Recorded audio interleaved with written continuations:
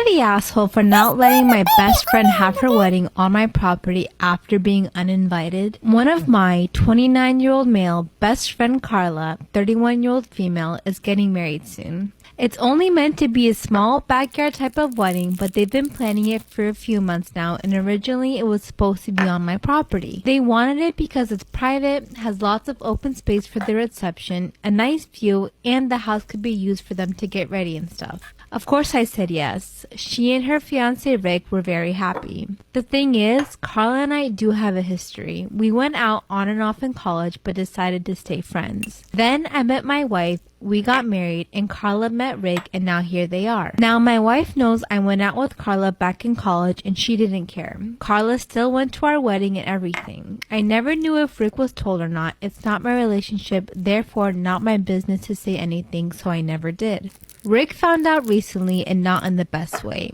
Not sure how, but from what I heard from friends is that one mutual friend told him no idea why we used to date. Not only that, but apparently Carla said a couple of years ago she was still in love with me when she was already dating Rick. I don't have actual confirmation if that's exactly what he was told. All Carla's told me is that Rick was told about our past and he's angry at her for... Am I the asshole for refusing to pay my half of our canceled wedding? My ex-fiancé and I come from very different cultural backgrounds. Our families live on entirely different continents. I explicitly told him before we even got engaged that I always wanted a small, low-key wedding. I know that his culture have huge, lavish weddings, and he told me that this is what he wants. So when we got engaged, we had a long conversation which resulted in the compromise that we would have a big wedding in his home country, but drop some of the other aspects of his culture that I wasn't so comfortable with, or did not mesh well with my own culture. This was not a huge amount of customs we were dropping. In fact, we arranged to drop one and alter two so that they streamline better with my own culture. We were both as happy as possible with this outcome. We began making bookings, reservations, and paying deposits for our wedding.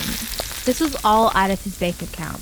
This is because we did not have citizenship in each other's countries, so it was far less complicated for everything to be paid from one account of the same country. The intention was that after we get married, it would be much easier to get citizenship, and once citizenship was approved, we would merge our finances, and at this point would not matter who had paid for the wedding, since all of our money would be together. 3 weeks before we were married, his mother and aunts got wind of one of the customs we had arranged to alter and lost him. Through conversation,